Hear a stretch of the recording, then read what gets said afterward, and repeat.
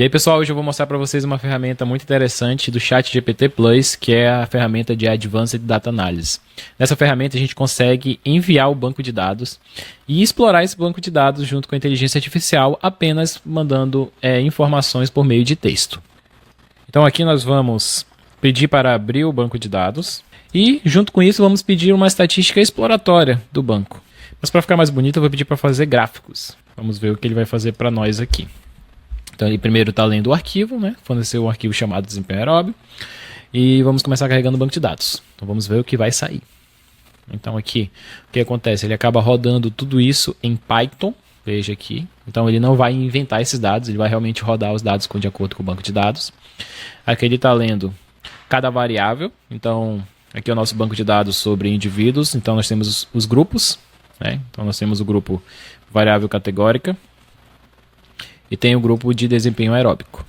E aí agora ele vai fazer o resumo das estatísticas para cada uma dessas variáveis.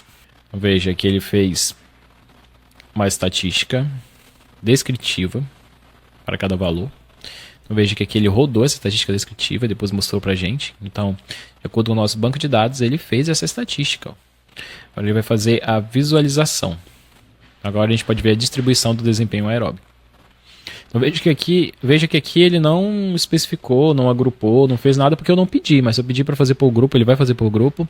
Se eu pedir fazer um teste de comparação, ele vai fazer um teste de comparação entre as variáveis que eu pedi e ele vai fazer gráfico sobre isso. Então veja que aqui a gente tem a distribuição para as variáveis do desempenho aeróbico. Então eu vou pedir para ele aqui para a gente testar a normalidade desses dados.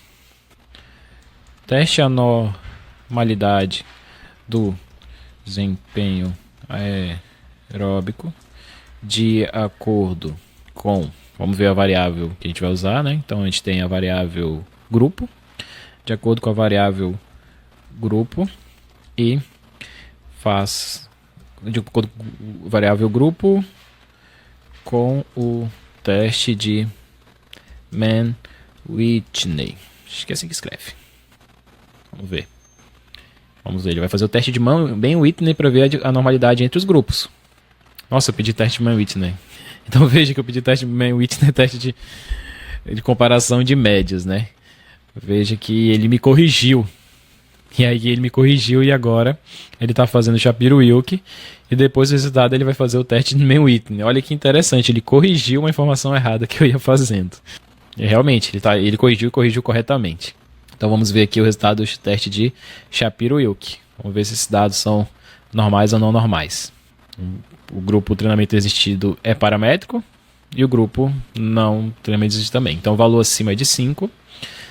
Então indica que a gente não tem a significância, indicando que não há evidência suficiente para registrar a hipótese nula de que os dados seguem uma distribuição normal. Ou seja, nossos dados são normais.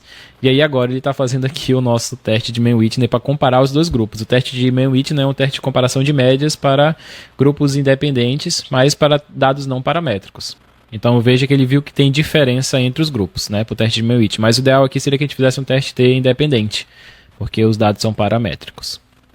Então é isso, pessoal. Estou apresentando para vocês aqui essa ferramenta incrível que a gente tem a liberdade de fazer tudo de análise de dados por meio dela, qualquer análise, mas tudo que for realizado vai depender muito da forma com que a gente explica para ela. E ela vai fazer exatamente da forma que a gente pediu. Então existe uma diferença no que a gente explica para o que ela entende, ou no que a gente pensou que pediu para o que ela entendeu que você pediu, tá? Então me siga aqui para mais dicas. Essa é uma ótima dica para análise de dados e para também aprender e praticar análise de dados. Aguardo vocês aqui no próximo vídeo. Valeu!